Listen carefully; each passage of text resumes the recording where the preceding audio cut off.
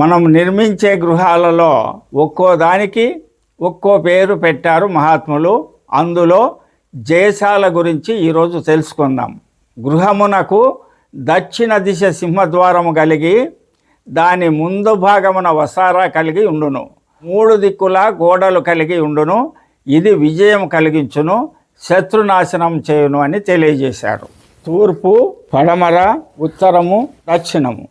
దక్షిణం వైపు రోడ్డు కలిగి ఉండి దక్షిణ సింహద్వారము కలిగి ఉండి దక్షిణము మాత్రమే వరండా కలిగి ఉండి 3 వైపులు గోడలు ఉన్న ఈ శాలను జయశాల అని పిలుస్తారట. ఇది విజయాన్ని కలిగిస్తుంది, శత్రునాశనం చేయను అని తెలిపారు మహానుభావులు.